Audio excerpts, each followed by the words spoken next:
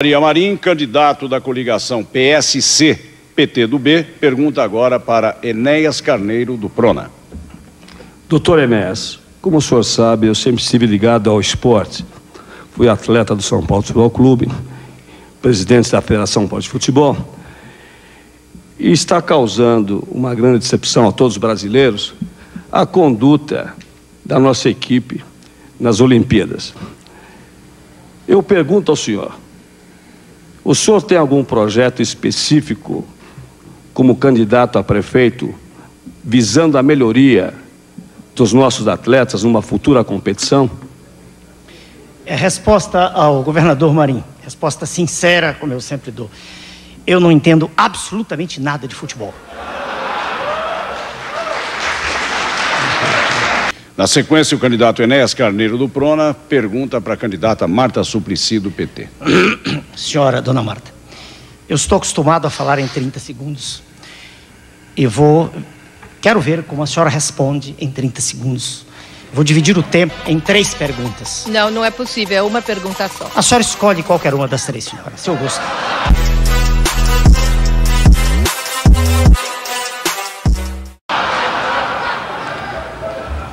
Posso falar? Sobre o distrito de Marcilac, aqui em São Paulo, eu quero que a senhora me responda qual o maior problema do ponto de vista de índices de bem-estar social, do seu ponto de vista, como resolvê-lo.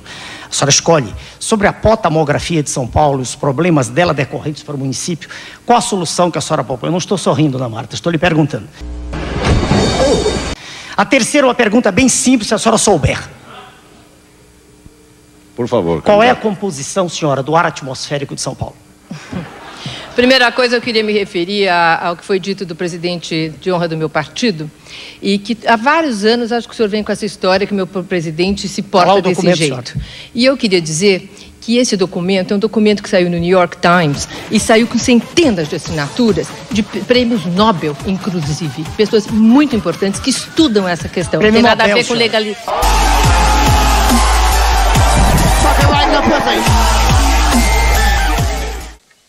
Então, eu queria perguntar para o senhor, já que o senhor usa no próprio nome do seu partido a palavra reedificação, que todo mundo lê como reordenação, houve até um lapso do nosso apresentador aqui, até porque o senhor fala muito em ordem, e também porque o senhor fala muito uma palavrinha chamada doutrina.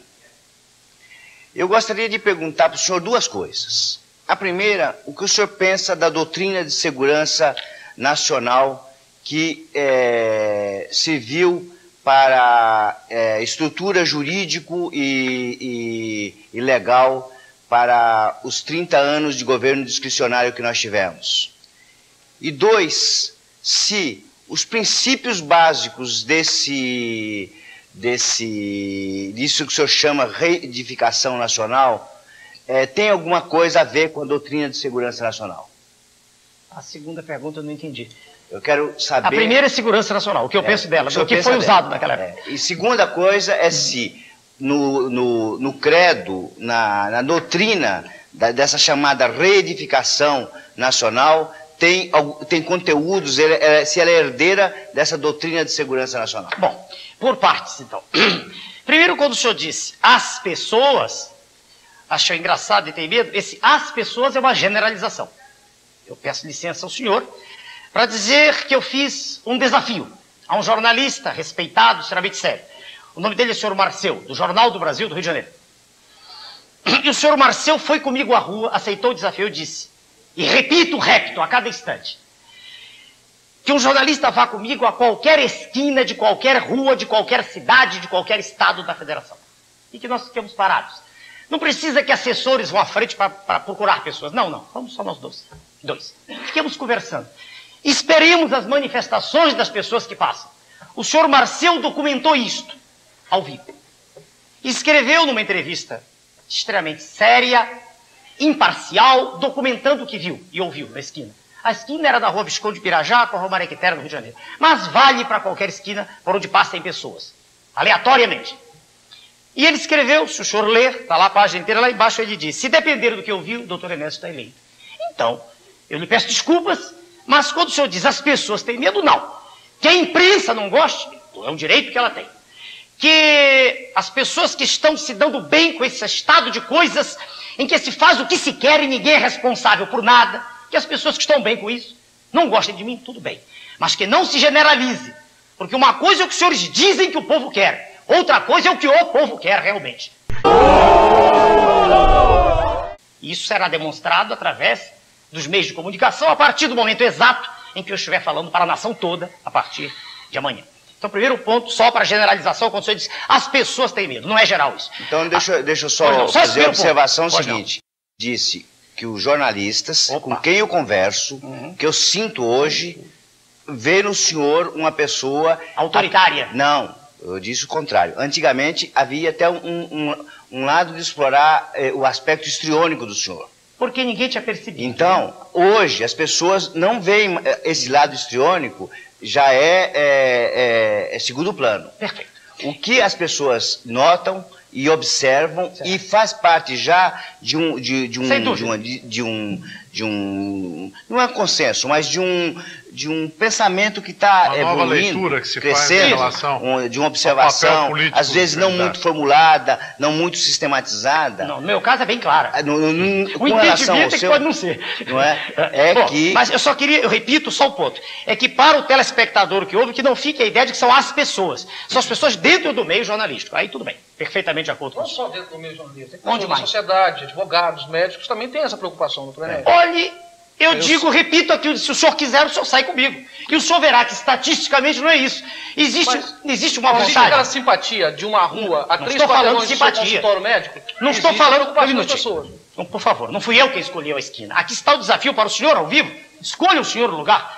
Eu estou dizendo o seguinte, não confundamos a simpatia de um homem simples que grita, Enéas, com a atitude de uma pessoa que se aproxima, aperta a minha mão e diz, eu estou do seu lado.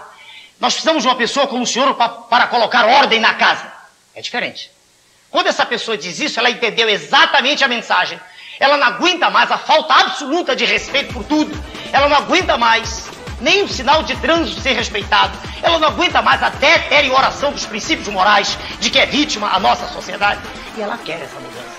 É essa pessoa que aperta a minha mão.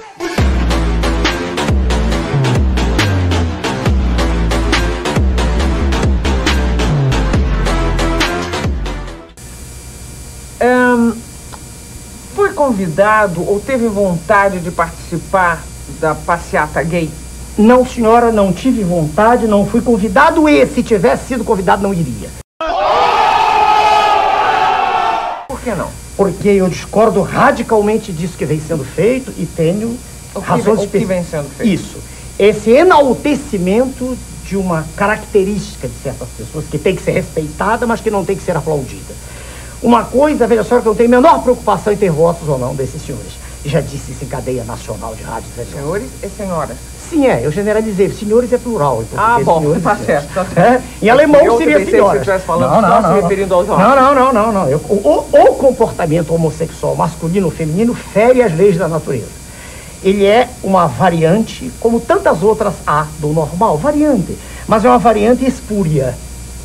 A natureza fez homem e mulher para procriarem. Eu costumo fazer essa pergunta sempre ao vivo em televisão, quando me perguntam. Se isso for estimulado a um ponto em que a maioria da população se torne homossexual, eu pergunto, quanto tempo durará a espécie humana? Ao que eu saiba, homens e homens, ou mulheres e mulheres não procriam. Deixa eu dizer para a senhora, isso é uma aberração da natureza. Eu sou professor de medicina, perdoe-me. Quer dizer, para deixar bem clara a função. Eu não aprendi lendo jornais, nem vendo notícias. Eu estudei.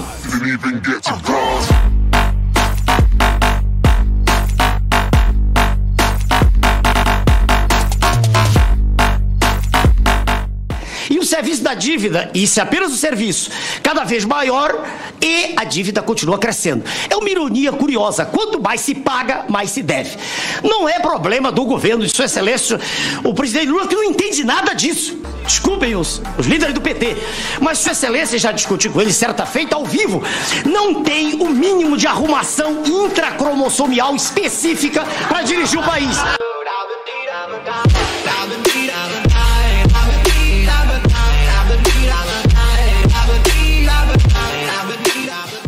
E vamos agora a uma indagação do jornalista Teodomiro Braga, do Jornal do Brasil. A minha pergunta é para o candidato Enéas Carneiro. Essa figura exótica que aparece na vida política do país de 4 em 4 anos como um meteoro eleitoral. Enéas, o senhor tem defendido posições autoritárias como o centralismo e o Estado forte. O senhor tem demonstrado preconceito contra os que não têm diploma, contra os que não têm curso superior, como mostrou no debate passado ao atacar Lula por não ter curso superior. O senhor tem defendido posições ultranacionalistas. O senhor grita como um alucinado. Diante disso tudo, eu pergunto: o senhor é fascista?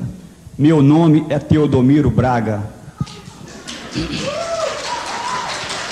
Peço ao auditório que não se manifeste. Posso começar a responder? Por favor, doutor Enéas. Bom, vou marcar o tempo e eu tenho obediência rígida ao tempo. O senhor foi extremamente infeliz. Aliás, isso é próprio do que o senhor escreve. E agora o senhor me permite, eu só falo. Eu ouvi com atenção. Primeiro, eu não ofendi o candidato PT. Nem tenho nenhum preconceito. Eu tenho um conceito. O problema é de preparo o seu para se exprimir. Eu tenho... Um minutinho, por favor. Um minutinho, por favor. Fascista. O senhor não tem direito de me interromper, senão eu paro e me retiro do ambiente. Vamos respeitar as regras. Não há réplica neste momento do debate, meu caro Teodomiro. Obedeça a regra como eu também. Isso é disciplina o nome disso. Muito bem. Eu vou obedecer as regras para as quais eu fui convidado aqui. E eu peço que o senhor retire segundos que perdi aqui na discussão. Então, eu não ofendi em nenhum momento. Eu não tenho nenhuma forma de preconceito. Nenhuma forma. Eu tenho um conceito estabelecido. Para se dirigir um país, para se ter sob o seu comando a direção de uma nação continental como o Brasil, é fundamental que se tenha preparo. Não há nenhum preconceito quanto a isso. E o senhor candidato aqui presente, que poderá à frente defender-se, não detém escolaridade, e eu disse isso a ele com respeito, não o ataquei, não detém o volume de informações, o acervo de informações que é necessário para conduzir os destinos da nação. Foi isso que eu disse. O segundo ponto agora, isso eu estarei disposto aqui, se houver condição de discutir com ele, em questão aberta. Agora, o outro ponto, o senhor diz que eu sou autoritário. Eu detesto esta situação em que a nação brasileira se encontra, de absoluta desordem, em que não se respeita a coisa nenhuma, em que os senhores da imprensa têm o poder total, como o senhor acabou de mostrar agora me interrompendo, em que os valores cívicos estão sendo todos lançados no ralo, em que não há mais na nação nenhum sentimento de respeito à família, porque no horário nobre passam cenas de lascívia, de sexo quase explícito, com a conivência dos diretores, e ninguém se preocupa em perguntar para um pai de família se ele gosta disso. Isso é liberdade absoluta. Então é contra tudo isso que eu ponho o meu discurso, a minha alocução. Quando o senhor me ofendeu agora, o senhor disse que eu sou exótico, se eu tenho barba é um problema meu, o senhor não tem nada a ver com isso. Meu nome é Enéas.